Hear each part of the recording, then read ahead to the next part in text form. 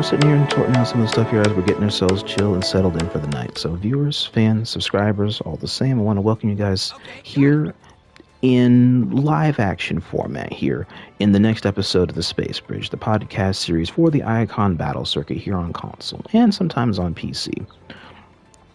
So my next episode today is going to be delving further into Ultra Rumble from my prior thesis back when Season 14 was wrapping up going into Season 15. I didn't get a chance to do one going into 15, but we're doing one now that can go into the continued application that I wanted to talk about and delve into My Hero's community about meta health and PvP balance and what Season 15 was wanting to do after Season 13 and Season 14's fuck-ups, respectfully. And so here at the end, or getting ready to approach the ending doorstep of Season 15, going in a different direction for the video game, before we get to that point, and, you know, the grind will still go on ahead before we get to the seasonal close, I want to go on ahead here and rendezvous with some of my friends here in order to assess the road traveled and how we got to our reprieve point for some, not so much reprieve point for others, and figuring out what the next move is actually going to be. So join with me as my returning guest from the Demon Slayer series is Potato Masters 94, and also with him is joining me in a pending future podcast, also in Demon Slayer, and compensating and going over Demon Slayer's Elite. This is also an earlier tab going into that, so I want to introduce you guys also to Kyrmzon that will be joining us for today's platform segment. Oh. Bruh. So how's been the grind on My Hero, you guys? Yo. It was so bad we had to host customs, I'm not even gonna lie. We had to hold out like customs this season. That's what I loved about I ain't it. gonna lie. First thing, Dress Regards, thank you with the follow out there, man. That was, bro. I remember, dude, we was just coming in this season, and they said, we acknowledge all the bad stuff about all the meta characters. We'll fix it next season. Dude, after that, bro, low key, it was crazy. Armor might still had all that burn damage. Like, bro, Armor Might was hitting, for context, he was hitting 20 per tick, 100 full damage. He was doing genuinely like final zone level damage ticks on your health. It was actually insane. like, Oh, It was Armor Might was like a hell to deal with on his launch. was Well, top not even one. then, since that whole thing, he was literally top one. It was like difficult to contest this dude. no, there was no contesting undisputed his, top one. yeah, there was no contesting him, bro. Oh my god, and then Nagant came out. Here I thought it was salvation, and it just furthered up. It just upped the ante on more suffocation. See, this season was Tamaki, right? Not Tamaki. Yeah, Tokoyami. Tokoyami. Yeah, Tokoyami and Overhaul, and who else? Someone else. And came out. support Nedgery. Yeah, support Nedgery. Bro, when We gotta talk about Tokoyami Queen came out, Vaughn. Tokoyami came out, we were like, okay. Or at least I was like, okay, this is a step in the right direction. This character, it doesn't have anything too much going for him. Like, his melee is good, like, that's good, but, like, all of his damage outside of that is like, okay, well, you're not getting really guard breaks off combos, okay, you're not really doing that. So, like, okay, this is a fair and balanced character. And then they went ahead in the patch notes for, like, the season, they were like, okay, Yellow, we acknowledge that, like Krim said, we acknowledge how bad the meta is. Let's go ahead and buff Armor Might's alpha damage, and let's go ahead and buff Nagant's flight speed. Offer it. That was the first thing they did for the patch notes, and I stood at the patch notes and I was like, what are we doing? Like, you just acknowledge that, like, how bad it was and we'll fix it, but then in this season update you're like, nah, we'll fix it next season. And it was so bad that, like, when Overhaul came out, when that patch came out, that's when they were like, okay, we're sorry, like, we fixed everything. Because then they got rid of Nagant's flight bug, which it's still there, but it's not as bad. They got rid of Armored All Might's stun and his alpha and, like, the burn damage. You're like, okay, fine. Like, they got rid of Shiggy loops. So, like, they got rid of those things midway season. They were like, they basically said, my fault, yo. We need money. That's basically what they said. That's basically what they said. It was actually we terrible. need money, but we also want to take care of you so that way you can keep giving us the money. No, they do not want to take care of us. No. Well, you got to take care of your cash register, otherwise there's going to be a paper jam. Yeah, but I'm not gonna lie. This meta, this entire season meta has just been an up and down, up and down, up and down. Like right now, it's fairly balanced. Like there's prominent meta characters, but it's not like, oh, you need those meta characters to be like win the game. Like Exactly. you can lose games now with Nagant. You can lose games now with Armored All Might, and that's what's good about it. Like that's good. Yeah, But, they have the top tiers have counterplay, so it's not like you have to use them to beat them. So there is some no counterplay. No, there is no counterplay when it comes to Armored All Might. He just does less damage, and that's why people don't play him anymore. I'll still play him. No, the thing with him is that you got to play around his cooldowns. If people are aware of his cooldowns, if they previously played him, you know exactly where to clap his cheeks at. Yeah. But then, as soon as his cooldowns are gone, he just flies away, no matter what. Because no matter what, he'll always have 20% flight speed or some. It's dumb. Yep. Alas, yes. I mean, Nagant's easier to deal with. You just have to jail her. So, as we go into our assessment here. Sorry, so chat, I already got myself linked in here for the Quasar Paradise as my hero, and I got us also linked in here for, Blue Sky. So if there's any questions, comments, or concerns that anybody may have, or if you have any questions for my guests while we're going through, or for me about my hero, seek to ask them while we are going through. Oh, Kagemaru, hey, appreciate the raid. Appreciate the raid, brother. How you been out there tonight? First question that we're going to go into is going into meta health and competitive balance, which is just here in order to help identify why the meta felt the way it did for a while and what levers exist in order to fix it or that were taken in order to fix it. So question 1, how do you tell the difference between a popular meta and an unhealthy one? Actually, I see it as this. There can be a popular and unhealthy meta at the same time, but for the most part, in this game, it's just like whatever characters are popular. Like, see Season 7, for example, when Hux came out, like, a very popular one-on character, very liked character, so he was obviously meta. And of course, his kit was ridiculously stupid, so, I mean, it was at the point where it's like, that character's very popular, and you needed him on your team in order to win games. So it was popular and healthy. And then you have metas like, here, let me see a character that came out that wasn't that popular, but was low-key meta. Who is it? I can't really think of anybody. Like somebody that came out that wasn't popular? Yeah, someone that came out that wasn't popular but was meta but was healthy at the same time. I can't really think of, like, maybe I want to, in terms of like the DLC characters, I honestly want to say probably Overhaul. Either the Overhaul or Tamaki. Tamaki, yeah, like Tamaki, he still is meta, but he wasn't meta. Like, okay, like he was broken, but it was like there was obviously ways to get around. So that's a healthy meta right there. Like there's plays around him. He's not undisputed. He wasn't uncontested. Like he was just really really good. That's a healthy meta. He wasn't as popular, but for the most of the time, like. And to name an example of an unpopular character that was unhealthy meta was Strike Kendo on her release. She's having TODs. She was being overly played. She wasn't that popular though until that skill set came out. So that's a popular, unpopular unhealthy meta.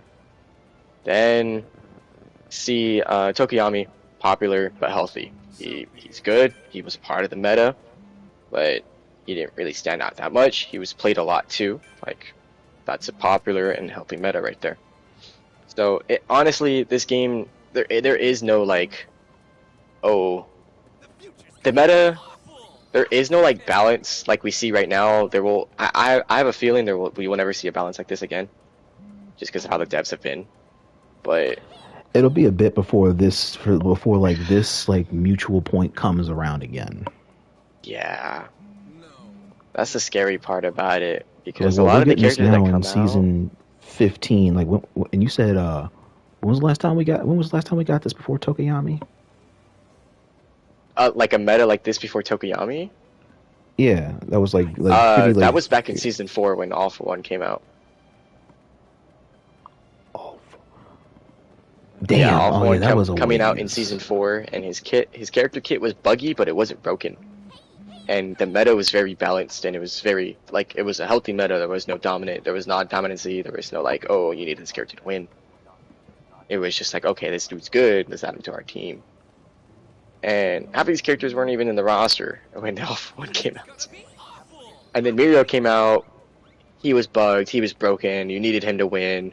Who was after Mirio? Overhaul, you needed him, Loki, to win. And then Hawks, after Hawks, it was like everything after Hawks is Loki been broken on release.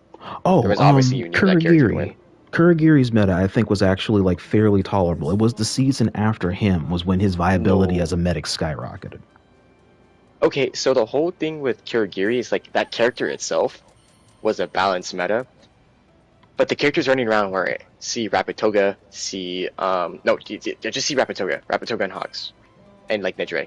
Those three were like kind of must picks for that season as well, just because of like how broken they were. They fixed them midway through the season though, so like after that midway point, I'd be like, yeah, that's fair. But at the start of that season, no.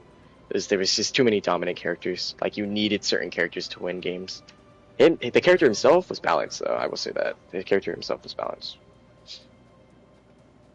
There was just a lot going on that season. A lot of debates were like, is Kurogiri actually good, or is he like actually terrible? Like, it was a lot of shifts on opinion for him. So, even though the focus was on like, oh, is Kurogiri good? The background lines were just like Rapatoga, Meta Crunch, Hawks, right. Meta Crunch. Nidre Meta Crunch, you didn't really get a chance to give him like a proper look over. It was more like a glance. Yeah, literally that's how it was for that season. So like, as much as I want to agree with you, like I agree with you maybe for halfway, the midway point and on. Yeah, I'd be like, yeah, then that was a good one. The character himself, he's at such a good place right now. He's really good. He's really underrated. So I suggest y'all pick him up if y'all want to see that. Speaking of, if you want to load up into this lobby, we can demonstrate what they do. It'll be in the training, so nothing will interrupt us. Sure. Yeah. And that way, Chad, this also give a hands-on perspective of what we're talking about. Yeah. Kyrm, you want to answer the question? Sorry, I was doing a lot of yapping. Nah, you good, bro. In my opinion, bro, there isn't a such thing. There isn't really much separance between popular and unhealthy, because whatever's popular is already unhealthy. Yeah. Like when Nagant came out, she was popular, unhealthy. When Support Nedre came out, popular, unhealthy. Like there isn't much difference, much leeway between those two categories, really. Most of the stuff in this game is just unhealthy. Yeah. Fair assessment, actually. The thing I think that what is healthy for the finite points, what we're talking about, the main things that are healthy is what you don't see. I think are like the healthy takeaways that help with the balancing aspect. I think sorry, I don't mean to interrupt, but like at least with a game like this, in my eyes, I'd say being healthy is having a variety of characters that you can use. So yes. Yeah. So like pre Nagant and stuff like that, like you low-key needed Nagant to be like winning lobbies, and that's unhealthy because if you didn't have Nagant, you were basically losing. No matter what. So, like, as long as there's like there can be dominant characters and still have a healthy meta in this game for this game and this game only, or like type of battle royales like Ace, like you can have that. It's just how many characters is what decides it's unhealthy, in my eyes at least. No, that's a fair take, because one character can't decide the whole totality of either a meta or a sandbox or everyone's viability because of this one character. Now, if you Yeah. have different options or different viabilities or whatnot to have this, then okay, while it's not going to be as polarizing, there is an attempt at a sense of balance because you don't need this one character now to do this. Now you have an amalgamation of different characters that can or can't do this. Yeah.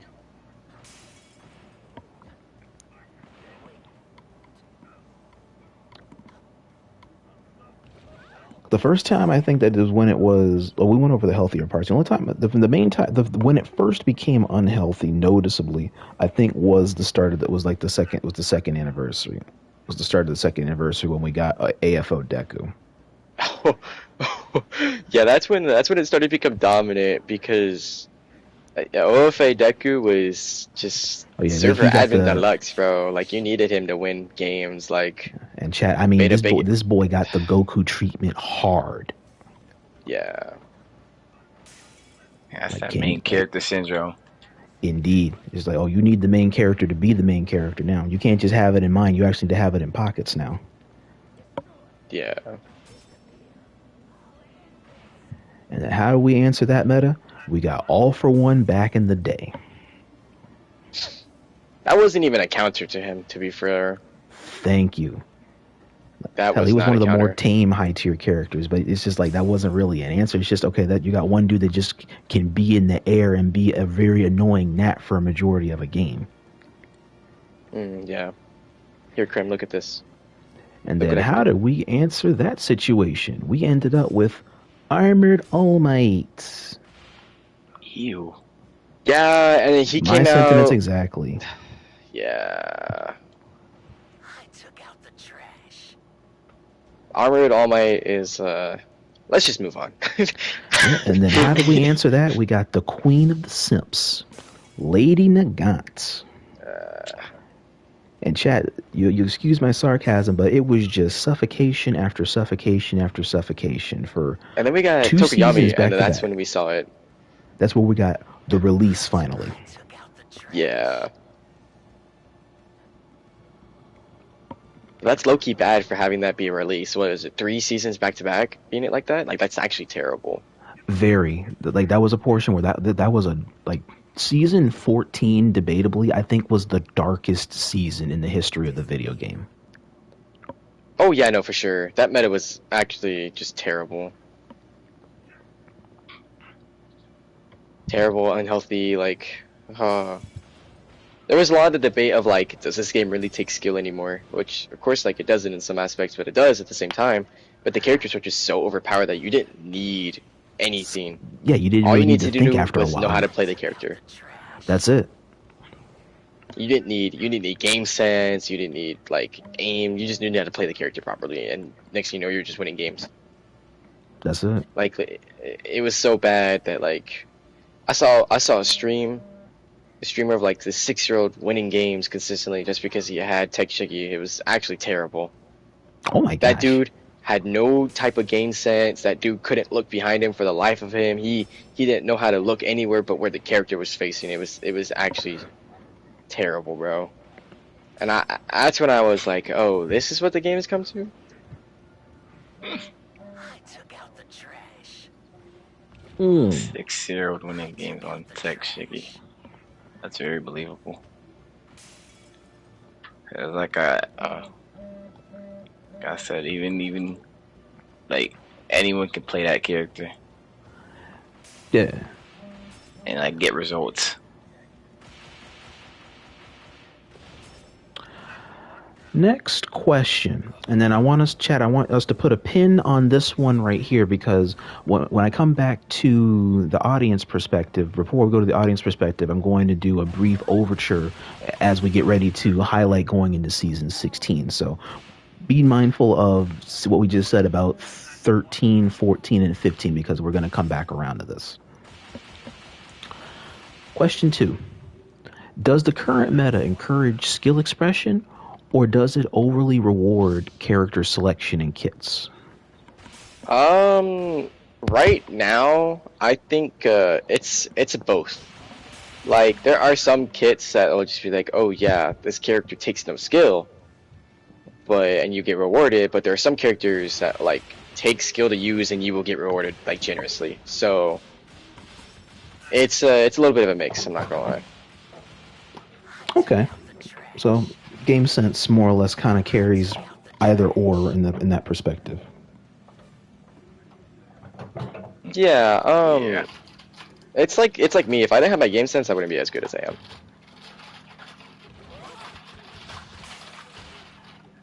Okay. And Krim, same question. Same question. Low key, I feel like some picks do reward skill, but for the most part, no. Like, I think it's entirely based on character selection.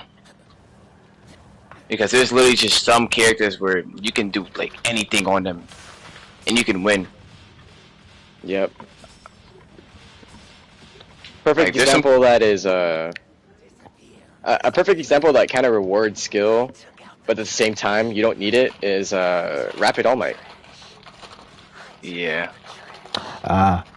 Okay, I get you. With how he gets in, or just in terms of like Yeah. how the combos all come together with his kit. Altogether, like just how the combos come in, how you get in with him, and how you get out.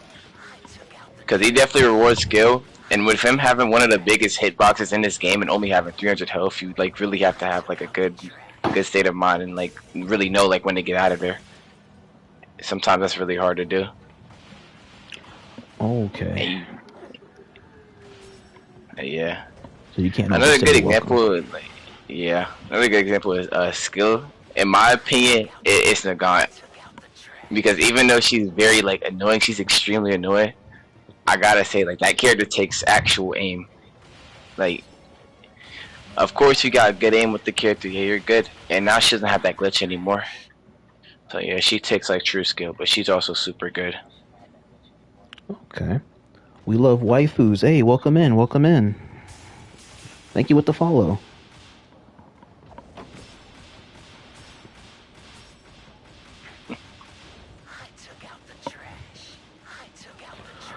Let me read one of your questions here. Has there ever been a medic meta? No, actually, the current season now, in my opinion, even though it didn't really fully focus Nejri, this is kind of the first time there is a meta. Oh no! The medic meta? Oh! No, that's a conversation for it. That's a whole entire conversation for itself. If lay you it on me. And then your tunings. question's about to be elaborate, so hang on. Tunings. I kind of explained to you earlier, but reinforced revive is the entire medic meta. So, like, you have characters like Froppy with instant reses, slap reinforced revive, and next thing you know, you're fighting a 4v3. Just because of that, they spawn in, they get res with full shield just because you have an instant res and your tuning is like, yeah, I'm gonna res you with full shield, on down, and it's really stupid. Like, yeah, like Nedre, the character itself was like so broken, but the fact that like a lot of support characters have instant reses, like Hiragiri, Cementos, Sue is the only one with rapid. Like, all of them have instant reses, and you can res them at full shield. That's a whole entire different meta. Like, right now, Froppy is reliantly meta just because of how quick her backpack revive is. I mean, like, how quick it comes back. It comes back in 30 seconds. Context, you can't heal overhaul for 2 minutes. Once you use that, your ability's gone for 2 minutes. Froppy, she reses. Now she has that shit back in 30 seconds. It's actually terrible. Tuning has affected this game very badly. The meta, like, character-wise, yeah, Nedre will always be the meta, but, like, the medic meta is, it's its own conversation, because you can run triple support, like, you can run Froppy, like, Ibarra and Cementos. Cementos and Froppy have one res, put reinforced revive, 3v3 turns into a 5v3. Ibarra has 2 reses. Now imagine that with reinforced revive. What was it they say? 5v3, make that 7. A 7v3, essentially. Like, it's actually terrible. That whole tuning needs to be nerfed. It's stupid. Yeah, like to the ground, low key. A good nerf they could probably do for it is just like make it so like the more you res, or just not have it res like full shield, but like 75, and then it decreases by 10 with every res. What you do with the heals? So like heal, you get healed to half health, right? When you get res, you normally get picked up at half health, right? Right. Now, if you get res again, that half health is halved, and then halved again, and then halved again. That's what they should do. They should have it be halved on every res. So you get full healed, you get full shield, right? The second time, you get half shield. The third time, you get a quarter, you get half of that, and then you get half of that, and you get half of that. Like that should actually be. Okay. Thinking about that systemically speaking, okay. Half on shields and half on health. Logically, okay, that means you can wake up and you can tank one full hit of something, ideally. Because the shield would take all that, as opposed to going back in full HP at base, as opposed to full HP with quirk and tuning assists. Yeah. iRobo, welcome in with the follow. I appreciate the follow.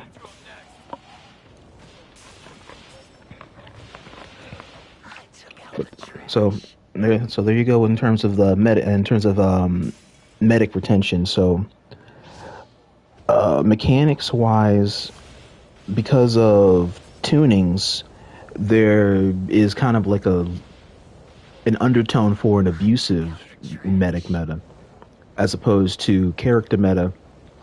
Okay, we got off this rotation.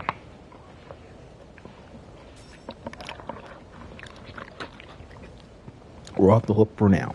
So those medic details are food for thought in terms of you guys out there that are your quirk techies that know how to make proper medic builds or make builds for medic characters. You guys have probably been applying this, and it's something to think about in terms of like how other people or make kind of like their own like custom made medic builds and custom made templates in order to have like life regen or shield or health regen for your characters based off of like whatever the criteria is that the quirks have. Some criteria that the tunings have. Some tunings are good on this, some tunings are bad on this, others get randomly nerfed. I don't think too many of them have been buffed, actually. That's good. That's actually good, yes.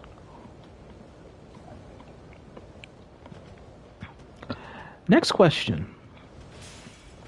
Which characters define the meta at the moment? And is that because they're strong or because alternatives aren't or are no longer viable? Oh, I mean, there's a number of characters that we can name and be like, oh yeah, this character's meta. Popular ones would be OFA Deku, Nagant still. Who else really? That Nejire. Like just popular. Some people would still say Armored All Might, unironically. I mean, yeah, but he's not really seen anywhere. He has the present might treatment now. Yeah, they're putting him in the back in order to make sure nobody else complains about him. Yep. What is it? I What's mean, that dude's really name? Casual Kaz or whatever that YouTuber's name is. He's looking at it like mainly like what Nagant, Shigaraki for some reason, and Armored All Might are like the big three right now. I was like, no, those can't be the main three right now. No, I mean, okay. Or maybe I'm gonna say that I'm just gonna list characters. I'm gonna list characters and be like dominant in meta right now. I'm just going down the list. Rapid Deku, Shrappy, Red Kiri, both Mirios, support Nejire, Rapid All Might, Armored All Might, Aizawa. Let's see, Aizawa, Tech Shigi, All for One, Young All for One, Kirigiri, Nagant. Those are all characters that you'll see a lot. I mean, not maybe take Kirigiri off that.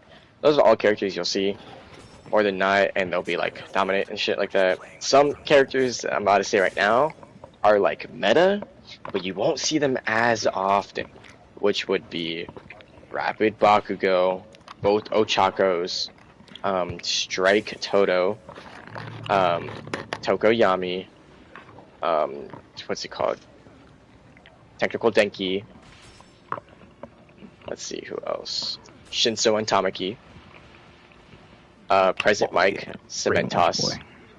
It's not your fault. We're just playing on different Kirigiri now. Kirigiri would be that. Those are like characters that would be like a part of meta. Oh, and you can add Assault Overhaul to that. It would be like a part of meta, but you won't see them as much. Like you won't see them as much as they're like more rare picks and shit. So when it comes to that, and then characters that have potential, don't be really seen too much. Everyone that I didn't list. So Okay, that pretty much covers the board there. Yeah, because there's a lot of unsungs that just like that are those niche picks that survive fluently in the meta, but you just don't see them because that goes to this is for you, this isn't for everybody type of character. And by that, Chad, I mean that their kits aren't universally welcoming; they're selectively welcoming. So it's like there's characters that are just easy for everybody to pick up. There's one where it's just like this one feels like it's for you. That's what that character is. That's like a Kurogiri or or Shinzo or Momo, let's say. I took out the trash. Momo is such a niche pick. She is now. Hell, I remember when Baby Girl actually had the meta to herself. That was a while ago, chat. That was amazing. That was a smooth one too. That was in the earlier days when the games was. It was so much more simpler than it was now.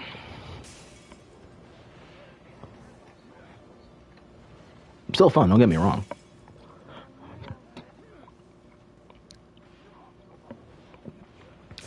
Next question. Are balance patches reacting fast enough to meta dominance, or is the game always one step behind or ahead? Behind. It's always going to be behind. There's always going to be stuff that people will find no matter what after every single balance patch. 20 minutes. Not even 5 minutes after the balance patch drop, people find new Nagant, which is just to camp in the air because they're dumbos who don't know how to play the game properly. Anyways, but like, a lot of people will always try to find the easy way routes. I mean, this is kind of a thing for gaming in general. Like, a lot of people that you see now will try so hard to find the easier way routes and instead of just trying in the game. Like, a lot of times, like, when people, like, look for shit, they look so hard for shit just so they can do it in an easier way, rather than just putting that skill into the actual character and doing good with that character and feeling good about themselves. But, you know, people's gaming culture got really lazy, in my opinion. Okay. I took out the trash.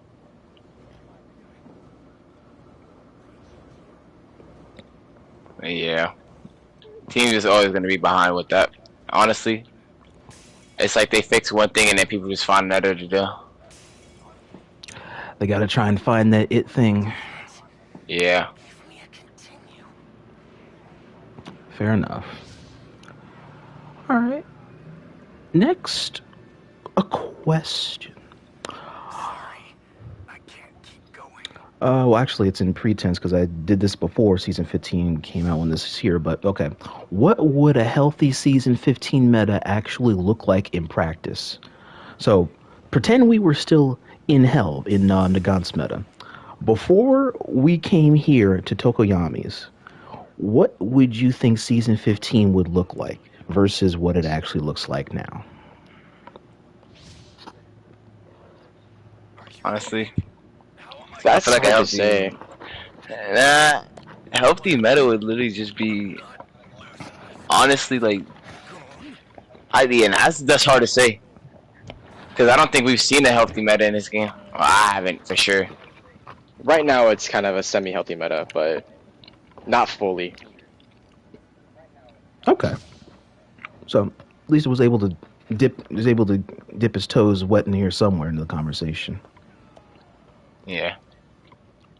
But I guess a healthy meta, in some sense, for Ultra Rumble's sake, is kind of one where it can ease up off the gas on like the presentation of what's always at face value, or what's the face value like principles in the game, which right now is okay, character diversity, sandbox viability, tuning diversity, and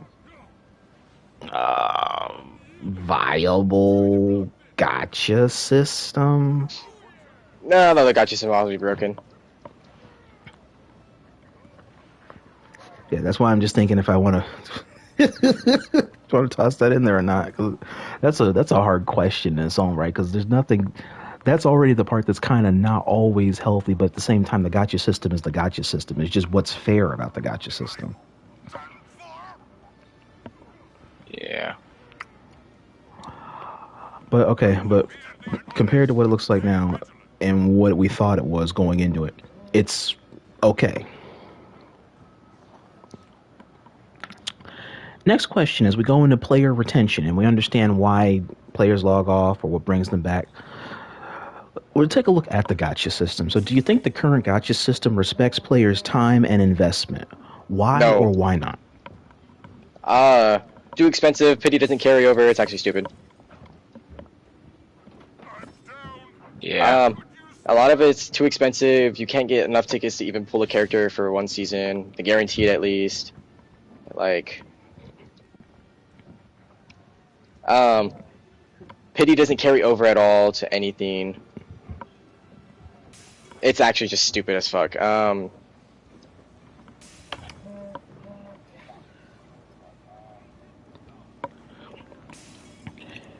Now you see some edits I would like to the gacha system for what they have here is to take a note for something like what Genshin would do, or UmaMusume maybe. I don't know how their gacha systems work completely, but what I would like is for like residual investments of real live money that go into some of these things outside the ticket system, because the ticket system going from season to season, that I like. But for when you're investing in these special seasonal events that are going on each season, what you have left over or don't have left over, I would like for that to at least be like cashed out in a different way. So some of that either comes back to the main ticket hub or whatever it is I spent for my money, or it rolls over towards whatever the next event is. Like if there's like a universal stock for the for each of these events.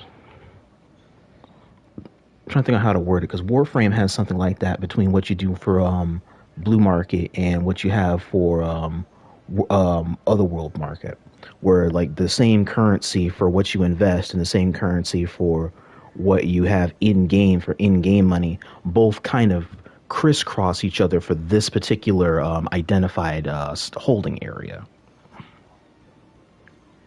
That way you're not losing out for like that way you're not losing out on investment for your tickets, because like what the normal rate for like how much you would ideally try to spend for at least one thing. So like let's say for like this season right now trying to get for Tokoyami, when you each roll requires you to invest in 100 tickets. So ideally for each 10 pull, yeah, for each 10 pull. Because like I'm going in terms of the 10 pull chat, because 10 pull is the optimal roll you want to go for. You don't want to do one by one. You want to go for the 10. You're talking about ideally looking for potentially 2,000 tickets to get a guaranteed pull out of 20 chances for the RNG working in or against your favor. You are so less likely. Yeah, you're less likely to get it in the lucky pool. You have to be like super freaking lucky, or you have to identify voice cues to determine that might be the roll. Now there is a weird RNG that'll work in your favor, but it does it unknowingly, where you could get it at the beginning of a season. If you go all in at the beginning of a season, that's the best chance to where luck is stupid sometimes, but it's not guaranteed.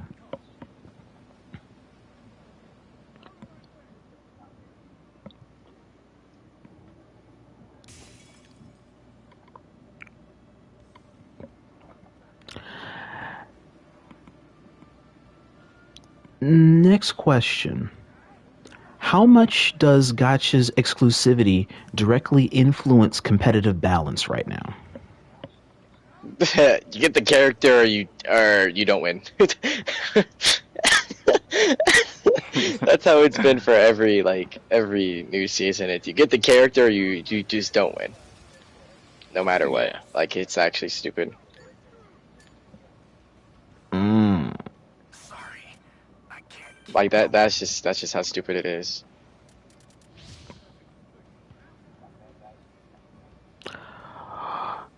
You got me there again.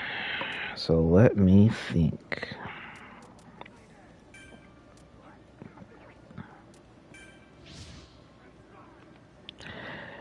So, next question, chat.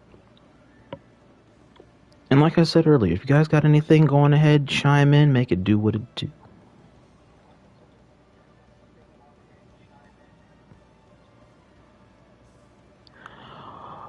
Why do people meda-bot, which is default in the top tiers for the uncommoner out there?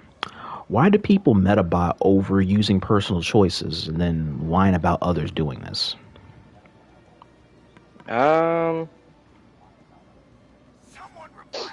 I couldn't tell you. Honestly, I feel as if like lack of skill maybe, or like they're just not seeing results on the original character they're on, so they just do that so they get to see results. Okay. I feel like that could be one reason why. Right? There's players with a whole lot of skill who just don't get rewarded for the characters that they just play, so they just go to meta. But where's the reward for whining about the next person doing it, but you want understanding from when you're doing it? Can anyone come help? Ego. Okay. In chat, does this sound familiar? Does any of that sound pretty credible? Where it's just like it's kind of a one-sided thing. It's like rules for thee, not for me.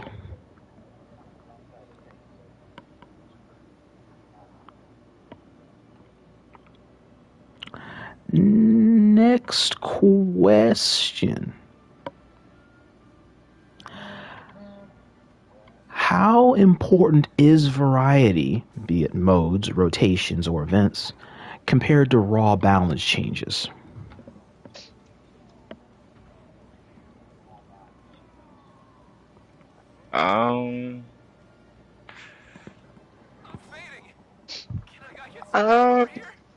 Honestly, I personally don't care about events and shit. I'd rather have balance changes than events. That might just be me though.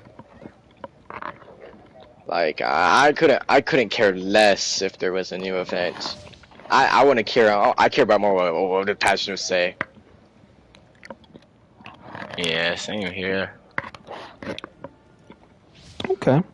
I mean, because at the end of the day, I mean, we have casuals, we got rank, we got customs, we got the one-on-one free-for-all stuff, kinda, and that's it. You don't really care about too many other game modes from time to time that are coming in circulation that could debatably just kind of stay here. No good here.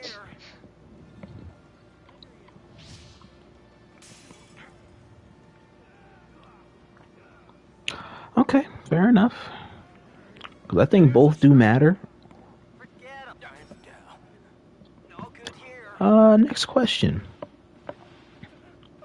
What changes would make the gacha system feel more like progression and less like a barrier?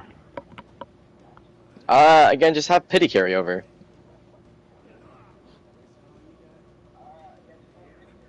Yeah, just have your pity carryover. I'm gonna be so real. That's the best way you can change them.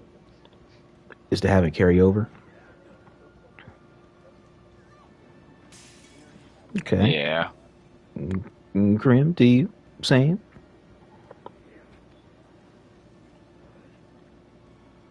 Yeah, just have your pity carryover from banner to banner, and then you're fucking solid, bro. Okay. Sorry, I got pissed off.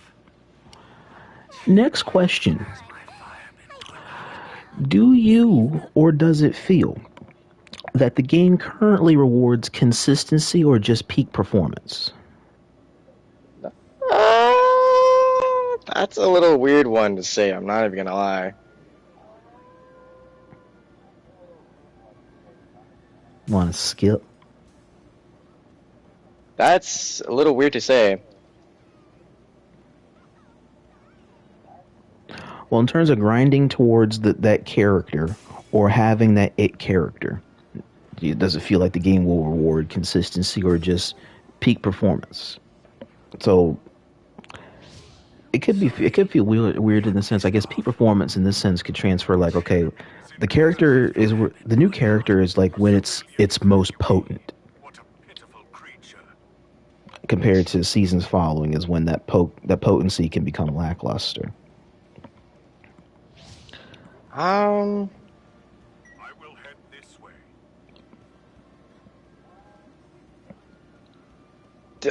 I kind of said this prior. It's like, get the character, you don't win. Essentially, that's how it feels most of the time. Okay, all right. Well, if it feels like a reiteration, all right, I'll skip this one. So next question: what keeps long-term players invested once they've seen everything?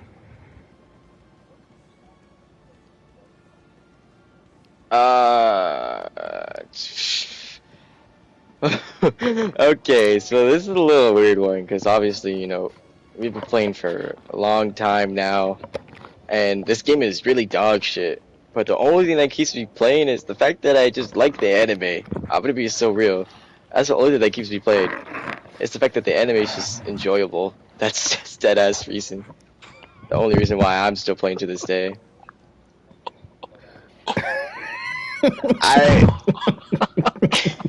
That's so real. Give a fuck about this game, bro. This game is so fucking trash. The anime is just good. There is nothing that's really keeping me this game going game wise. Like this game is so fucking dog shit. Like a lot of times I question why I'm even playing this game, bro. How am I up here, bro?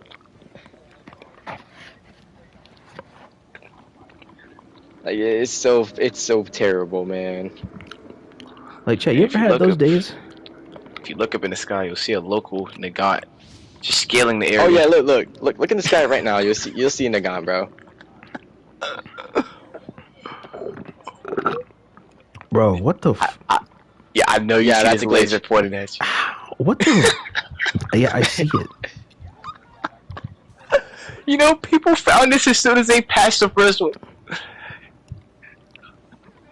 Oh my goodness, is that the method?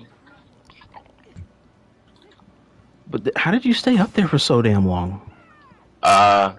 It's really easy. I think you just look. Here, I can teach you it right now. Look. Yeah, you just look up. Okay, gamma. So, look with Nagant, you get a second gamma level 9, right? You're gonna look up level 4. You're gonna look up. Okay, so you're gonna look up gamma directly up, then you're gonna jump and look down, and it bugs with your.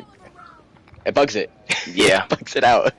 Just look up gamma, jump down, look gamma, and then you go fucking flying. And mind you you, can with this, use all your abilities too. Yeah, you can do everything. Which means you can spam betas, you know. Yeah, it's so stupid.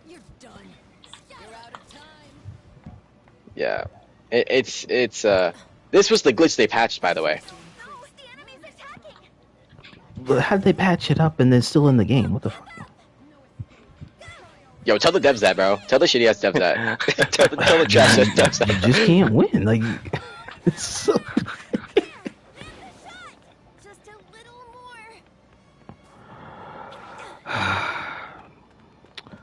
Well, chat, we figured something else out just to land back at where we started from. The end is where we begin. Or the end is where we continue.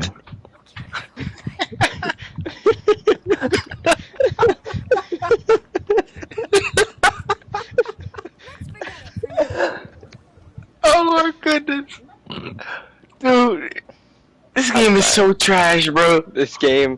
What do you do? Like, to fully answer your question, there is absolutely nothing keeping the old players invested, just besides the fact they like the anime. I'm being so completely honest. Just because the fact you like the anime and you put some time and dedication, it's hard to drop the game when you put some time and dedication, especially when it's having constant refresh updates every different 2-ish months, and you get a new character every half month or so. Like, This game's so dog shit. I do not recommend to any new people. I do not recommend this at all. If you want to try a new competitive game, do not play this game. This game will ruin your mental health. You will go down a rabbit hole that you will never wish you ever gone down. I deeply regret playing this game for how long as I do. But will I stop? No. Yeah. Weirdly enough, same. You need to admit. Yeah. Just because it's the anime. Yeah, I mean, don't mind us, Chad. This is just three people that are already like kind of far gone, but we still understand exactly how far gone we are to catch ourselves. Don't end up like us. That's it. Enjoy the My Hero video game experience. I don't know if it's I'm this healing one you per and se. dealing damage to you, by the Jesus way, Christ. at the same time. Yeah, that sounds like Tech Shiggy. Oh my goodness, don't get me started on the Tech Shiggy Immortal build. Yo, remove tuning from like the game, man. Okay, so context. Tech Shiggy Immortal build is just having cement tosses tuning, which essentially if you get your guard broken, you heal back, right? And having Mount Ladies tuning, which is when you get your guard broken, you get a defense card. And you activate Tech Shiggy's Gamma, and what it does is it heals you constantly. So it heals your health and shield constantly, so long as you do damage. So imagine a Tech Shiggy getting his guard broken really times and having cards stack. Cement toss cards will stack. Mount Ladies things will stack. So instead of 15, 45, 70, and then it comes to the point where he actually gets 100% damage reduction. Yeah. And he's just genuinely unkillable late game. Okay, that does sound annoying as hell. Didn't the Immortal build get nerfed, or that didn't get touched? Oh, only one side of it got touched. You can no longer use the cement tosses, whatchamacallit, card in Storm. That's the only nerf it got, by the way. I mean, I guess that's a pocket W, but No, it's it's not terrible. a big one. That's terrible, bro. That's actually terrible as shit. They need to make it to where the effects don't stack. That's the best way to kill the build. Because the whole point of the build is you're using your Gamma to refill your shield and restacking everything, and it'll actually just stack up. Stop. Ah, okay. Yo, give me Nagant Gamma. No, fuck you. Bro, come on, bro.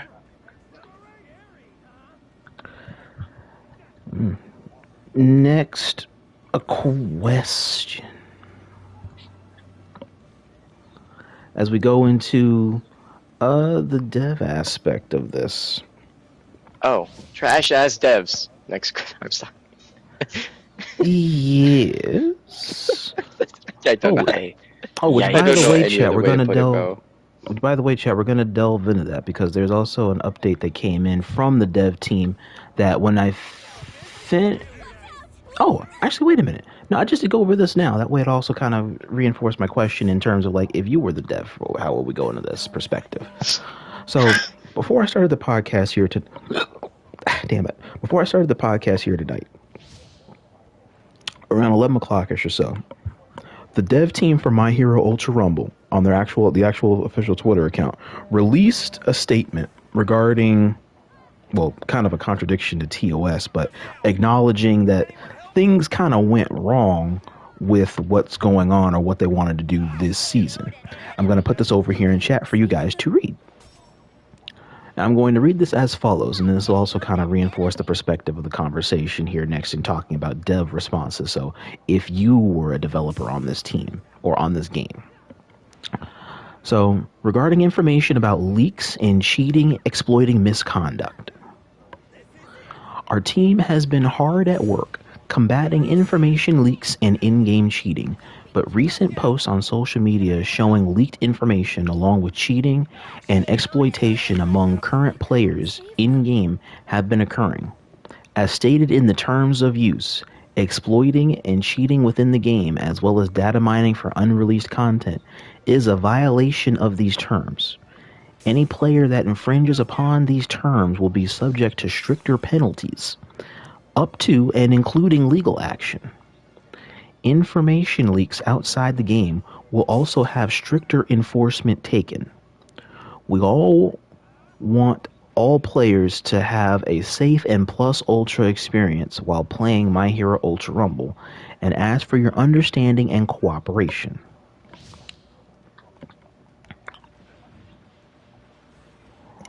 Now, a couple of answers I'm going to read down here, and some of these I'll also post as screen snippets while these guys answer those questions.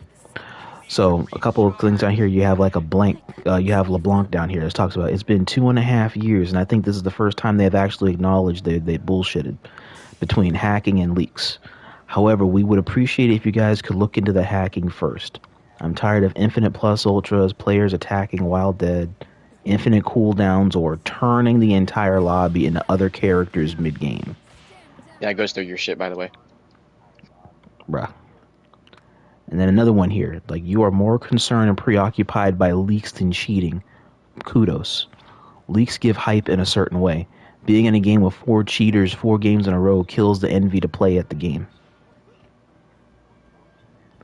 And another one here, like the Sea of Nut Thieves. Don't ask me why it's that name. You did not need to say that. Okay. Why do you seem to... Name was needed. The name was Context, needed. unfortunately. This guy's so immature, man. Like, come on. It'll sound funny later. I'm sorry. It'll sound funny later. Right? Don't worry about it. Bro. Oh, Why do you seem to put more focus on information leaks rather than in-game cheaters? People won't even care about the data mines in your game constantly if the game constantly has unplayable matches, especially on content these days. Okay, so actually, to break off on this, the EU side had an official tournament actually, and someone who was cheating, genuinely cheating, accused a legitimate player of cheating, and the person that got accused of cheating got banned mid-tournament, even though we saw the person who accused him have multiple PUs, have people switch shit, like have just blatant cheats, and the devs were like, yeah, let's go ahead and cheat the guy who has the allegations against him, who's actually cheating. We're watching it live. Oh, So, I heard about this. This was this like a different thing in The E, or EU this was the main showdown where the EU showcase Showdown. happened. Yeah, it was the main card. It was the main event. Yeah. So how did all this happen that sparked the controversy? Someone was just too good. Someone was too good, right? Someone they got caught out for being too good. I said this to Eric, too good. Called out for cheats and shit. That person who did get called out for cheats got banned during the tournament. Their whole team got invalidated. And the same person who called that person out for cheats later showed infinite PUs, flight glitch, instant TODs, and shit like that. So that just shows how shitty the devs are. Mind you. No favoritism. It's just crappy communications. No, 100% favoritism.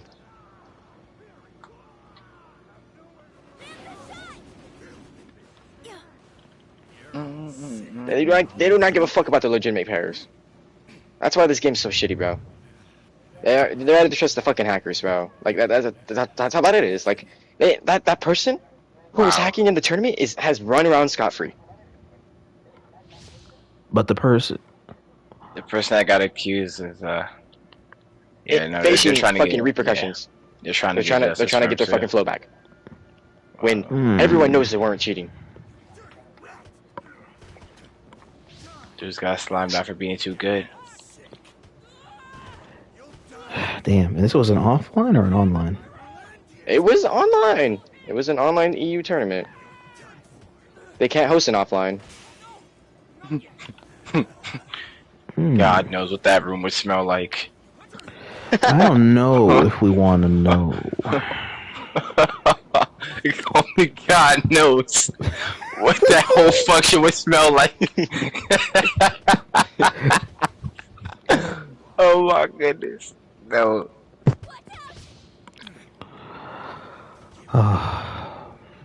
Bro. Tracking of Doom, bro. Tracking of Doom. Yo, why you keep chasing me, bro? Yo, attack Rod, dude. He's standing. Yo, you come in here, you die, bro. I'm not playing with you, bro. Get up. Next question.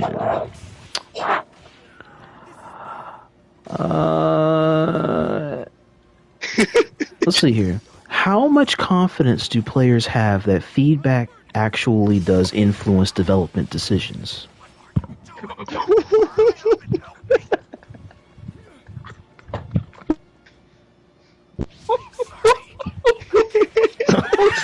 I'm sorry. I'm so sorry. I'm sorry. You think that goes to the. I'm sorry. But we have to answer the question, dude. We gotta answer the fucking question.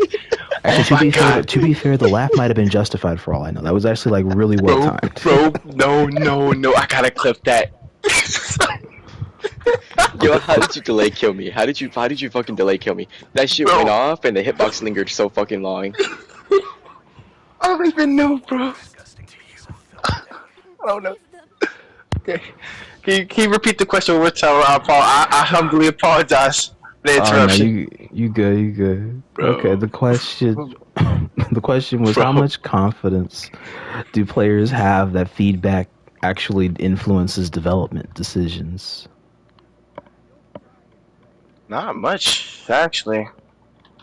I mean, at least for a little bit, people were complaining about some characters, but it took them a good while to do so, like at least 3 months. That's not good. Yo. Okay. Cut that shit out. Son. And then Answer the question. Oh, no, that was a response. You think they listen to us? No, my laugh was a legitimate response to this thing. I had a feeling. I think they do to a degree. It's just not as strongly as it could. Because you're still trying to be in catering Nah, they mode point as that laugh opposed at to us, cleanup bro. mode. Nah, but they just point and laugh. They say, they think we're not listening? You damn right. Bro, because why would they listen to a bunch of people who care about the game,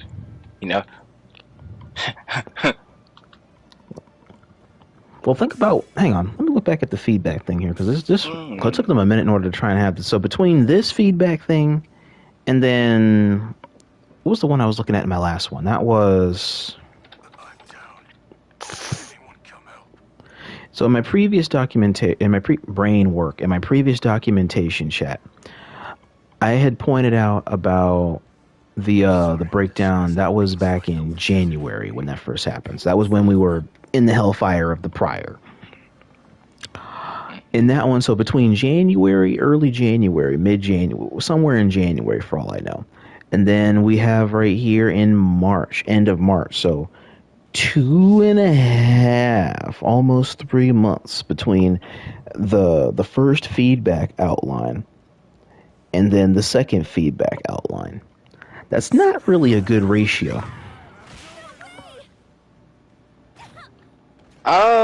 So, from what I know, the My Hero Ultra Rumble recently got a new main developer and lead actor, whatever we want to call her, the lead. Yeah. Yes.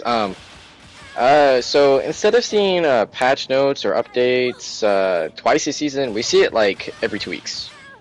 So almost every 2 weeks we'll have patch notes and shit. And I'm not gonna lie, some of the changes have been pretty solid when that new director came out, but some of them are pretty shitty at the same time. There is just no winning with that with patch notes. It seems it's either you win or you lose with patch notes. It's actually really stupid. Okay. Let me see what you said. All right, Daddy Silver Daddies has an input to the discussion. You have to understand the issue with patches taking so long or characters needing to be changed taking forever is due to the fact that it is a publishing issue and not on the devs issue. They see everything, and I'm 100% sure they try to get patches that address people's concerns, but it's not on them to actually push those out. It's on Bandai. It has been like this with any game Bandai publishes. There is some variety to that, because Bandai does, at least not so much with this being a sandbox issue, but other games even of different genres, it does take them some time to push an update or acknowledgement of the update. But the issue here is that even in the acknowledgement of the update is how transparent are you in making sure that all these are accumulated for? Because do you have a section in order to take the feedback? Can you actually take the feedback?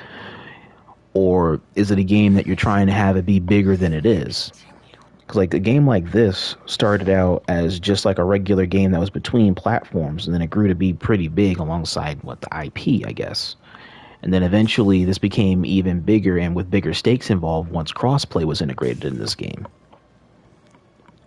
That way everybody can play, but now there's more writing at the stake to make sure the updates are accommodating to the majority, to make sure the majority stays here, or at least that you have the main retention of your casual base intact, right? Yeah. Because any game's main bloodstream is always going to be the casual interest. What are you doing? I think casual interest is a lot important. Yeah, because competitors will come and competition and competitors will come and go. Casuals are like the main thing in order to make sure that there's always traffic present on the game. Casuals can always end up being the next competitors if there's enough of them. What are you doing? They're probably under some contract or restrictions as to how transparent they can be with the community. My plan. I couldn't save them. There could be validity to that for all I know. I'm not in the My Hero server Discord anymore, so I don't know how true or false that is. But that's a good observation actually, because contract can also avert how consistent you want to update the game in order to address the problems you're introducing into the ecosystem each new promotion in order to appease the gacha system, I guess. Sure how to feel.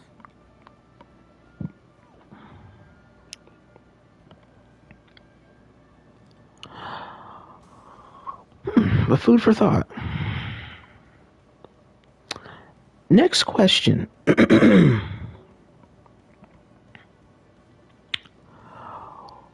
What's something better communication alone could fix without major changes? Or what systemic change would have the biggest positive impact to engagement right now? Um, Are you kidding? How am I down? what change would have like the best impact to the game? Like, kind of follow up what Silver said. Bandai pushing out better updates. I'm not gonna lie. Better Honestly, patches and shit. Remove tuning. Remove tuning. Yeah. Oh, about yeah, to that say too. I was just about to say that. That's a really, really good take, Dads. Because that was the whole point. In order to make it more alluring to the game, was to introduce tuning to make every character viable. But in terms of making every character viable, did it really make the game better, even if all the characters were made better?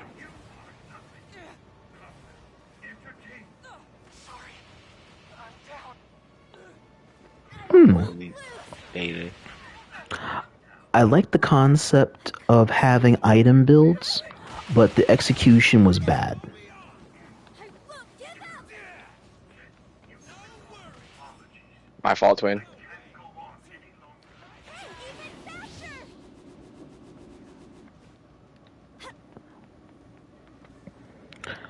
Okay. Because like the concept of how like you can do all these different skill trees and whatnot, I do like them. But the problem that we touched on earlier also was like, how do you properly balance all these things? Because like they've been nerfed, but I don't think any of them have ever been buffed, which is good. But the thing is like, what is the idea of the newer ones that they keep implementing a lot of the time? Let me read what you said. I think they should rework tunings into having them be earned as like runes or buff while playing mid-game rather than systems tied to pre-builds. Basically, it should be like active builds instead of pre-builds. That is the correct answer. That I like, Silver. If they could just change the whole mechanic aspect of what tunings were supposed to do versus what they do, passive or situationally, I think that would probably be like the betterment of a fine-tuned change for the mechanics for the game. I think I still think the game would still be dog shit, but it would be vastly less dog shit.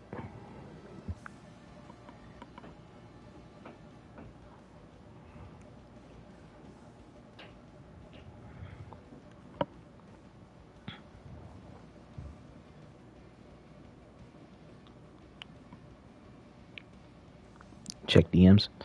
I can in my next question. I can check DMs. Speaking of, next question.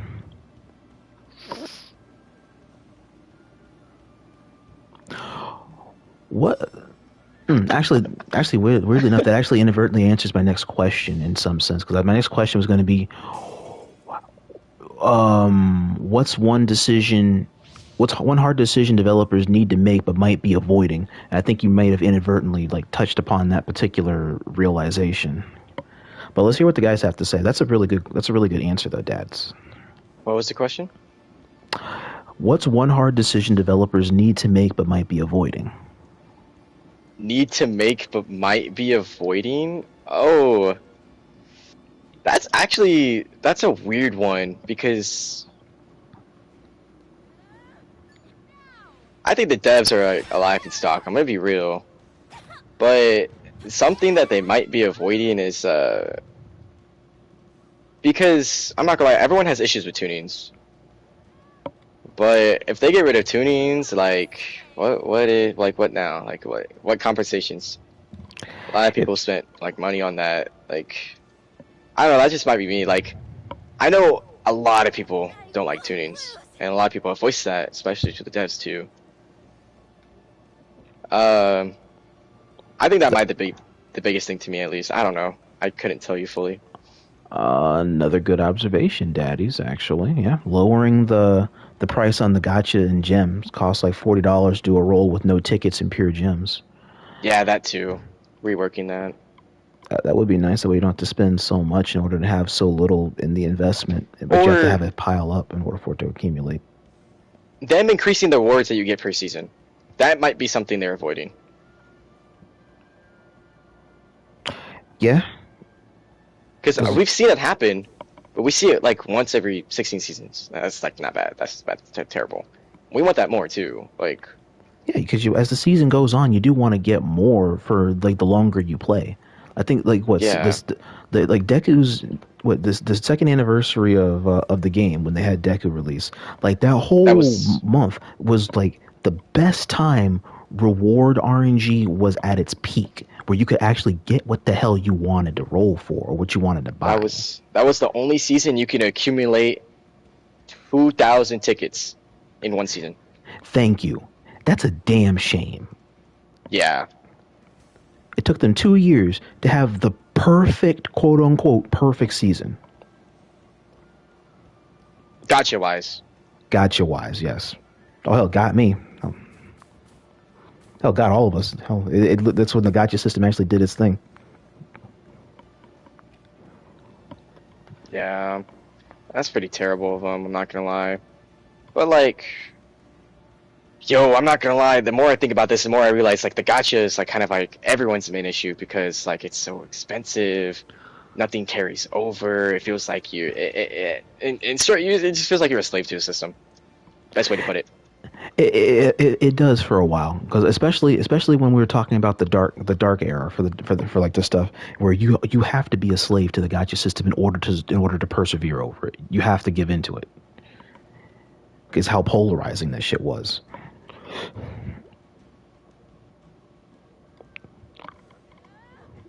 All right.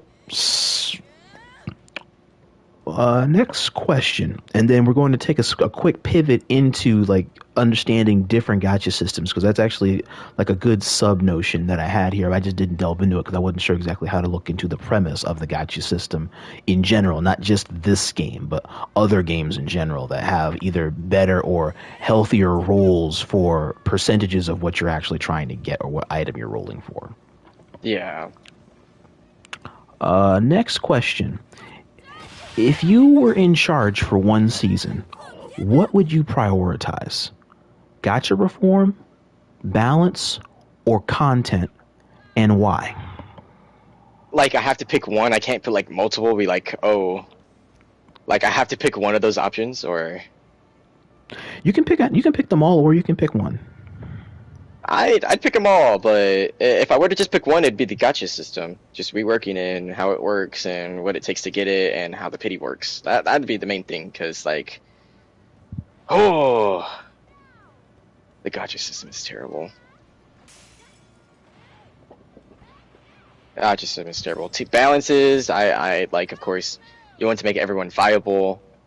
Everyone can be played equally. There shouldn't be a defining meta like there is now, which I understand why, from sales points.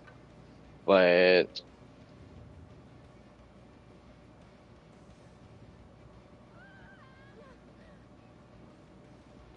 Okay. And Kyrmzon, same. A question. Yeah, I agree with Potato with the gotcha system. You would prioritize Definitely. the gacha Yeah, system? honestly, yeah. Okay.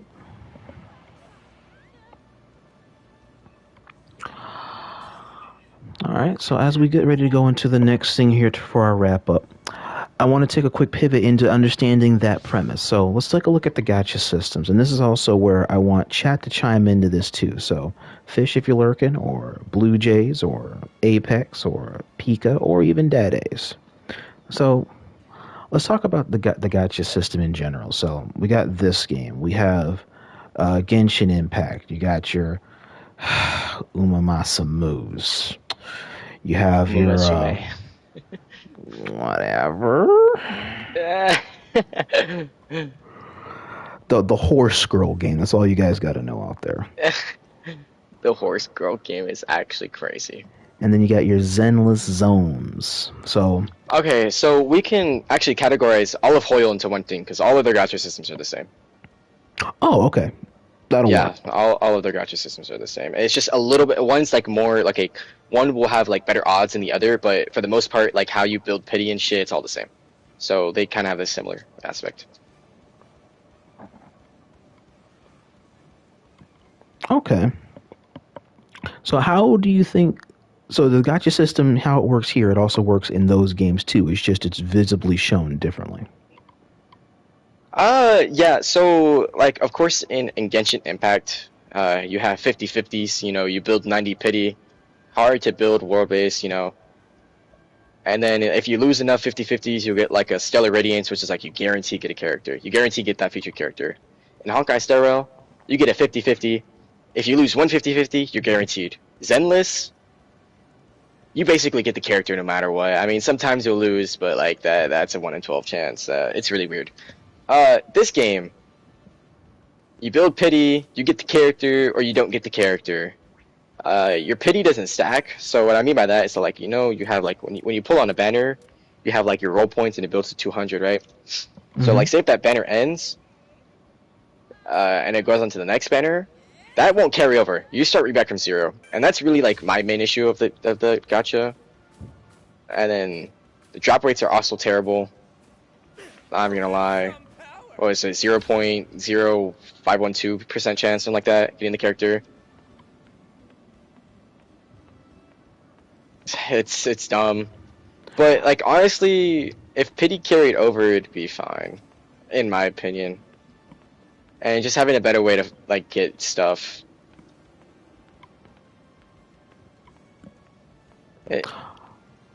Okay. And then, Cream, what's your observation? Honestly, I'm not too experienced on all that gotcha stuff, low key. But honestly, bruh, like this game really like just either needs to make the pity lower or like the chances higher. In my opinion, I don't really have much for this question because like I'm not too experienced in that aspect. You never delved that much into like Genshin Impact or Zenless Zone Zero? No, not really. The Okay, horse here, scroll game. here's my full depth analysis. One, make it to where they can get better stuff, like better rewards throughout the season. You can get more better shit. Two, lowering the pity, 200 pity, 20 pools. So what is that? 2,000 tickets. You're not getting that in the average season. Lower that down to maybe 15 pity. Two, like Krim said, make the featured character have at least above 3% instead of the 2.1 that I have. That'd be fine. That'd be a good change. Make it to where you're more likely to get costumes and stuff off that. Make it to where voice lines only show 3 stars instead of 2. So you know when you're getting stuff. Make it a better indicator that you know you're actually going to get stuff. 2, and say like you don't get a skill set or something like that, right? Like the banner skill set, make it to where the next time you get it, you're guaranteed to get the banner skill set whenever you pull it. Make it to where the closer to pity you are, the higher chance that you can actually get the character. So instead of it being the same all around, say like you're at a 10 pity, right? 100 pity, right? You have a better chance of getting it at 100, like 110 pity instead of 10 flat pity. So, and like that, I think that would be a good change. Let them keep over, so it's like more of a reward. You have more initiative to buy instead of you're like, oh, I'm genuinely slave now. You actually have genuine interest to be like, oh, okay, I can set this over. I can buy more. I feel like it make people want to spend a little bit more money because like, okay, like I can save this up, then I can save a little bit of money, then I can drop big bank on stuff like that instead of just like constantly spending money. And this is like, oh, my wallet, I can't handle this. I can't spend for 2 seasons. The next thing you know, there's a dry season. If they do that, then they'll have like everyone. Of course, everyone's a fake character, so it'll keep the spending up, but it won't make it to where there won't be like a dry spot of like when people spend. It wouldn't be like a 1 season or 2 seasons straight or something where it wouldn't be like an inconsistent circuit of fiscal income. Yeah.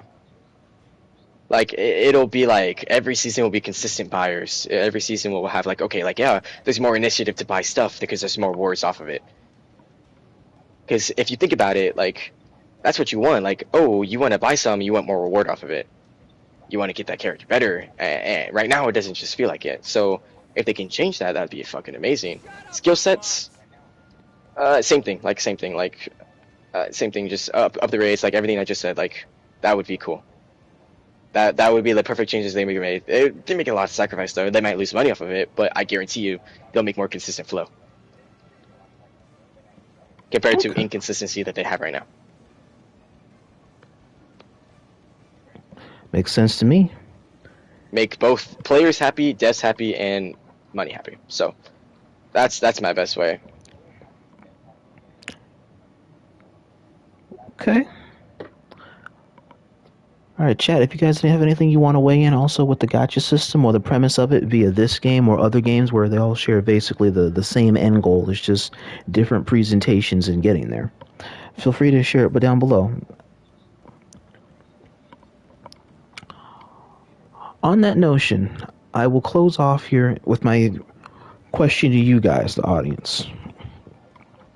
So when you play My Hero Ultra Rumble, either to grind or show off new characters or maybe subject yourself to the gacha system if you want to roll for something, or play your favorite characters or just playing with friends, what's the mindset you have to try to be better that day or to be the best version of yourself that day? What do you come on the game in which to accomplish?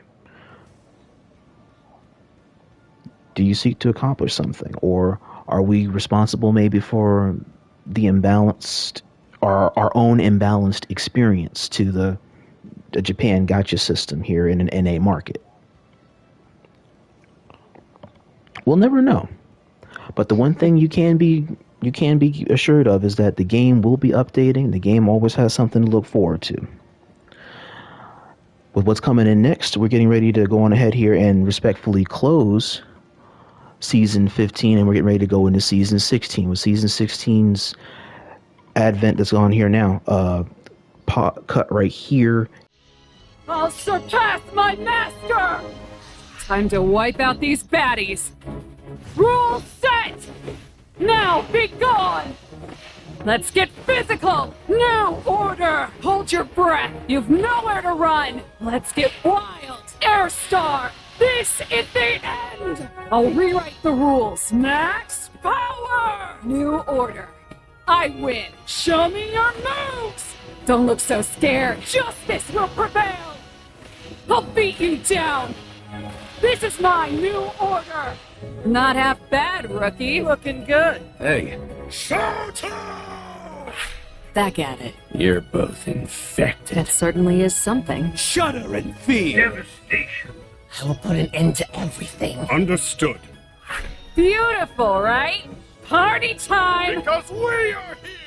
Hey, this isn't half bad. It's easy to move in this. Let's go! Keep it coming, I'm not done!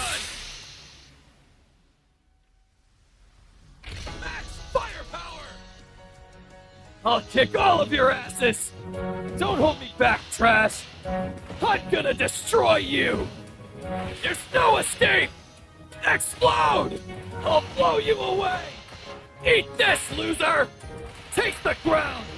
You're dead! I'll go my own way. Power! Enough of this stupid game! Max power! Everything I've got! This will finish you! My hero, Ultra Rumble.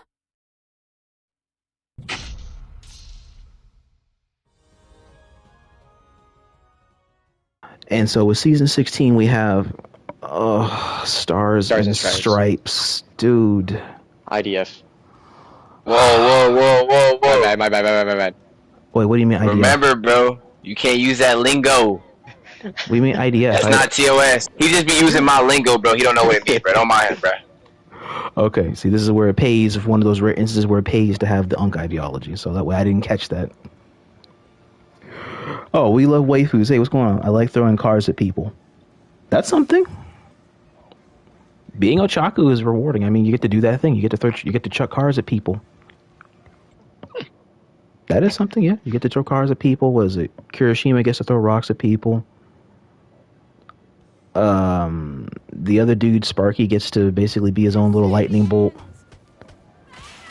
Mount Lady, you get to be mountain waifu. Shigaraki, you get to break the earth. Hawks, you get to fly around the city or fly around the scope. Hashtag don't get shot. Kurogiri, I get to teleport from point A to point B. Mirio, I'm Danny Phantom.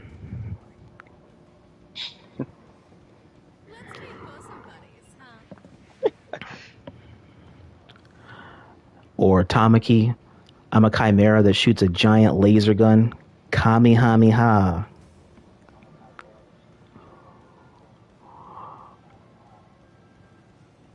All Might gets to do whatever he wants. No, that's not true. That's not true. I would say All Might. Assault All Might cannot do whatever he wants. Assault All Might is your damage build. Assault All Might is your TOD character. Rapid All Might is your infinite movement. Tech Might is your annoying bug. He can do anything, bro. All Might can do anything, bro.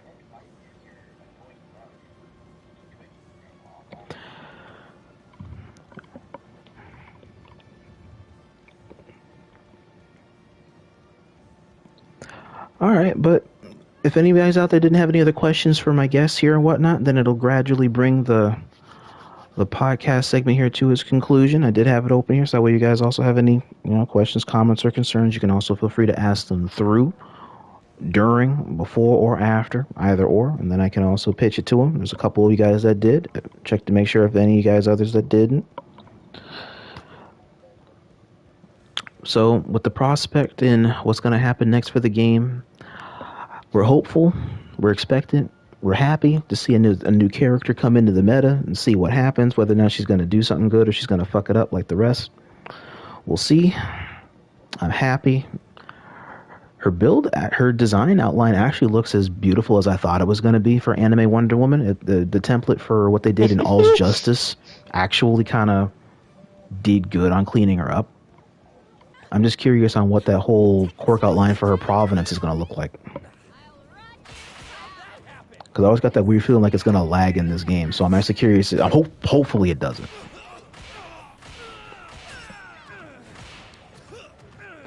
I don't blame you for going after Mirio. I hate this dude too. Hell, this character, for instance, is a character that allows me to just say, I can do whatever I want, and I can get away with it because I can take your quirk. I'm a Build-A-Bear top tier. Build-A-Bear top tier. Yep, I can take that good thing. Describe him. All right, let me see here. Whom would you like us to raid? Who's live? It's a real question. Well, let's go on the My Hero algorithm. Oh no. Anytime you see TTV or someone's name, just go to the My Hero category, search the least viewed. You'll find them every time. I want to bet on that because there's some games where that's so true. That's what this and the silver others is said, bro. random. It's literally. That's what Silver said? That's the wise words of Silver right there. Yes, bro. Bet. I'll keep that in mind, Silver. Bet. Shit, Let's that see. I shit see is Wild genuinely Poker. hilarious. I see all games. I see Sav, GGT, TV. That's a lot. My Hero Customs with streamers. If you guys want to. So, you guys go ahead. Feel free to leave a follow and whatnot. We're going to go on ahead here before long. We're going to sit and mess around with some more stuff in customs and training mode here. And then we're going to go do some rank.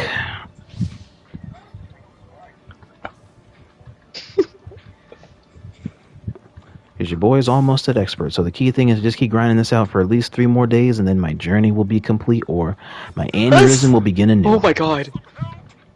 It can be me. It doesn't have to be us, per se. I like to share the suffering from time to time. That way it's not all me.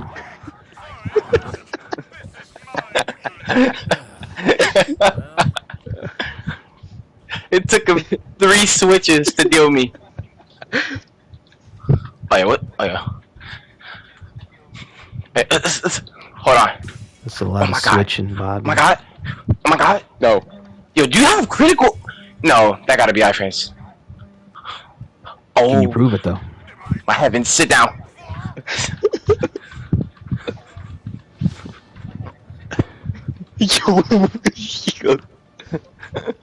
Yo, putting acceleration on this character is like the best thing you could ever do. Yo, come here, bro. Stop running from me. Stop running from me. Stop fucking running from me. Alright, but for those of you guys that got my emotes, spam them. Let her know where you come from here in the Rodimus Prime and the Iacon City following. Tune in next time for when we come back next and when I'm next live. It's either going to be a casual stream, it's going to be another My Hero stream, not so much a podcast, or it'll be probably a Demon Slayer grind, so that way I can continue my investment on that game, Rainbow Six Siege, or Marvel Rivals. One of those two. Or it'll be even the custom stuff with Dragon Ball FighterZ and I do my 1v1 gauntlet. Back off, bro. I'm warning you now. You guys stay in the know? I do fight. I am feisty. Stay in the know and you know where to go. You don't fight hard enough. Listed down below is also going to be the stuff here for Frosted Potato in order to follow him, and for Kyrmzon in order to follow him via the YouTube. You guys take care, and like I always say, till all are one. Well, yeah. Yo, that's so. Oh wait, it doesn't do that here. You can't do that. Whoa! Thank you for the follow, Rodians. Oh, it's a guy. Oh. Damn. What you mean? That's fine. Hey, yeah, we don't want to go around following no niggas around here. Oh yeah. That's not what I meant. That's nah, that's exactly what you meant.